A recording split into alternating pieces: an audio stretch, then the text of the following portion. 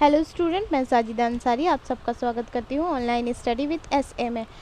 आज की जो हमारी बुक का नाम है वो है MPS 004 तुलनात्मक राजनीति, मुद्दे एवं प्रवृत्तियाँ। आज का जो हमारा टॉपिक है वो है नागरिक समाज क्या है, नागरिक समाज का विकास कैसे हुआ और नागरिक समाज की विशेषताएँ। आइए पहले हम जानते हैं नागरिक समाज क्या है। नागरिकों का समाज या ऐसा समाज जो नागरिकों से मिलकर बनता है, जैसे नाम से ही तात्पर्य होता है नागरिक समाज, यानी नागरिकों का समाज या नागरिकों द्वारा बनाया गया समाज। ठीक है। परिवार के बाहर की सभी संस्थाएं नागरिक समाज के अंदर आती है। परिवार के बाहर की जितनी भी संस्थाएं वो नागरिक समाज के अंदर आती है। व्यक्ति अपने हितों को पूरा करने के लिए व सुरक्षा के उद्देश्य से इन संस्थाओं का संगठन करता है। अपने हितों को पूरा करने के लिए व सुरक्षा के लिए इन संगठनों का निर्माण करता है।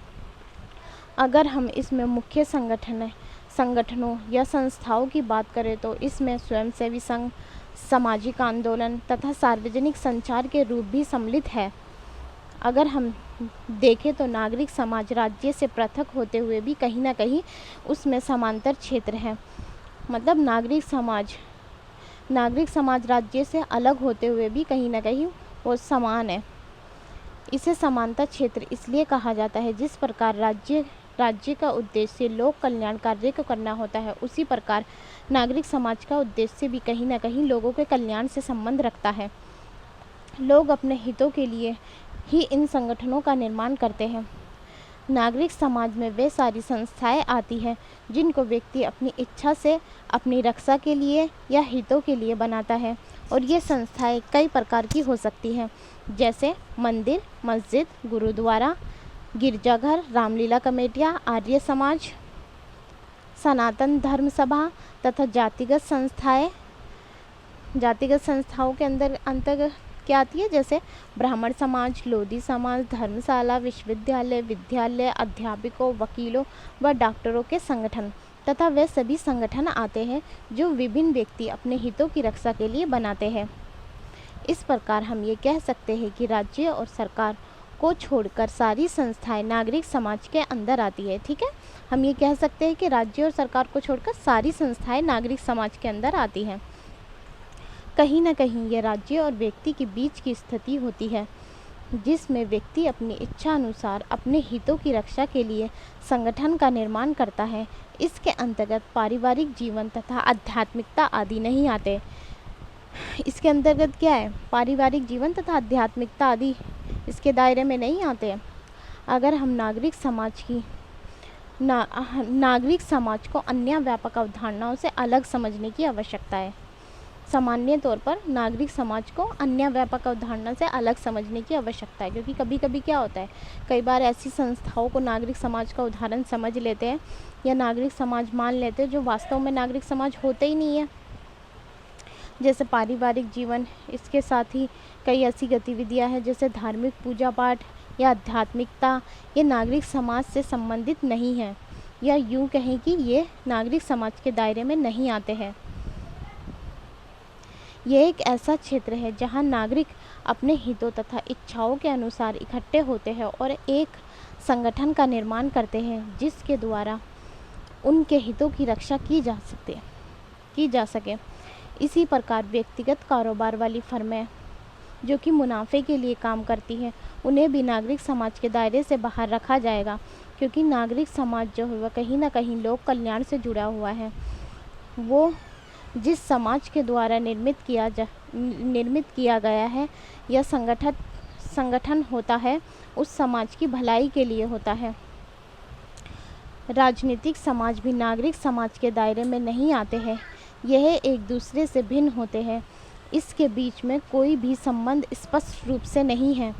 नागरिक समाज राजनीतिक समाज से किस प्रकार भिन्न है, क्योंकि हम देखते हैं कि कई बार ऐसे संगठन समाज में उत्पन्न होते हैं जिनका वास्तविक उद्देश्य केवल राजनीति में आना और अपने दल का निर्माण करना और राज्य की शक्तियों को नियंत्रित करने का प्रयास करते हैं। उदाहरण के लिए दिल्ली में हुए केजरीवाल द्वारा हुआ आंदोलन और उस आंदोलन का राजनीति में परिवर्तन किस प्रकार हुआ। तो इन सभी पार्टियों को हम नागरिक समाज से बाहर रखेंगे क्योंकि इनका राजनीतिकरण हो गया है। जहां नागरिक समाज अपने हितों की रक्षा के लिए एकत्रित होते हैं और वे संगठनों तथा संस्थाओं का निर्माण करते हैं, और ये संस्थाएं ही नागरिक समाज कहलाती है।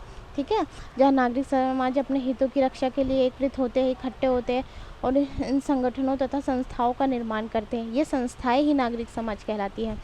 इन संस्थाओं के अंतर्गत क्या आता है? मंदिर, मस्जिद, गुरुद्वारा, गिरजाघर, रामलीला कमेटियाँ, आर्य समाज, सनातन धर्म सभा तथा जातिगत संस्थाएं जैसे ब्राह्मण समाज, लोधी समाज, नारी समाज, धर्मशाला, विश्वविद्यालय, विद्यालय, अध्यापकों, वकीलों और डॉक्टरों आदि के संगठन तथा वे सभी संगठन आते हैं जो विभिन्न व्यक्ति अपने हितों की रक्षा के लिए बनाते हैं।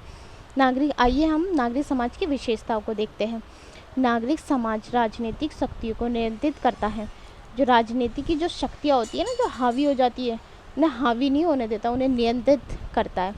राज्य के द्वारा जब कोई दमनकारी नीति अपनाई जाती है जिससे अधिकतर समाज में अधिकतर लोगों का शोषण होता है, नागरिक समाज स्वयंसेवी संगठनों के माध्यम से उसके खिलाफ आवाज़ उठाता है, लोगों को जागरूक करता है और लोकतंत्र को मजबूत करने का कार्य करता है।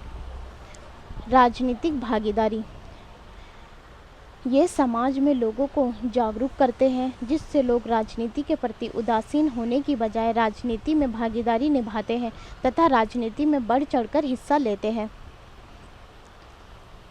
लोकतंत्र को बढ़ावा देता है। नागरिक समाज के द्वारा लोकतंत्र में लोगों की सहभागीदारी बढ़ती है। समाज के विवादों का समाधान, समाज में कई बार ऐसी समस्याएं उत्पन्न हो जाती है जिस पर सरकार पूर्ण रूप से सही निर्णय नहीं ले पाती, तो इन समस्याओं को सुलझाने के लिए नागरिक समाज महत्वपूर्ण भूमिका निभाता है। नागरिक समाज सार्वजनिक लक्ष्य से जुड़ा होता है, मतलब सार्वजनिक सभी के लक्ष्य से जुड़ा होता है, वो किसी एक व्यक्ति के लक्ष्य से नहीं जुड़ा होता है या किसी एक निजी व्यक्ति के लक्ष्य से नहीं जुड़ा होता है। नागरिक समाज का लक्ष्य सार्वजनिक होता है, यानी समाज के सभी लोगों की भलाई के लिए कार्य करना, किसी एक की भलाई के लिए कार्य नहीं करना। जैसे महिला संगठन है तो यह समाज की सभी महिलाओं के लिए काम करेगा, किसी एक महिला के लिए नहीं। नागरिक समाज का विकास तो बहुत पहले होना शुरू हो गया था, लेकिन इसके विकास में अधिक तेज़ी द्वितीय विश्व युद्ध के बाद आई है। नागरिक समाज का जो विकास है बहुत पहले शुरू हो गया था, पर जो उसमें जो तेज़ी आई है वो कब आई है? द्वितीय विश्व युद्ध के बाद। ऐसा इसलिए हुआ क्योंकि साम्यवादी देशों में राज्य का वर्चस्व था, यानी सारी शक्तियाँ राज्य के पास थी और राज्य ही उन शक्तियों का प्रयोग करता था और वहाँ केवल एक साम्यवादी दल का प्रभुत्व था, जिसके कारण नागरिक समाज कार्यों में भाग नहीं ले पाते थे, या यूं कहे कि उन्हें अवसर ही नहीं मिलता था सामाजिक कार्यों में भाग लेने का। और इसके विपरीत लोकतांत्रिक राज्यों में व्यक्ति संगठित होते हैं, मतलब इकट्ठे होते हैं, जैसे धार्मिक संगठन, सामाजिक संगठन और समाज में अपनी भागीदारी को सुनिश्चित करते हैं। परंतु साम्यवादी देशों में ऐसा नहीं था, वहाँ उन्हें संगठित होने से रोका जाता था, वहाँ उन्हें सामाजिक कार्यों में भाग लेने से रोका जाता था, जिसके कारण जनता में असंतोष उत्पन्न हो गया था और ये असंतोष निरंतर बढ़ता चला गया, जिसके चलते सोवियत यूनियन तथा उसके अधीन जो पूर्वी देश थे ये उनमें इतना असंतोष पैदा हो गया कि सोवियत यूनियन बिखर गया और वह 16 देशों में बंट गया। इस प्रकार हम ये देखते हैं कि नागरिक समाज का प्रभाव बहुत अधिक बढ़ने लगा। आज की हमारी वीडियो यहीं समाप्त होती है। अगर आपको हमारी वीडियो अच्छी लगी हो तो please like, share and subscribe जरूर करें। Thank you.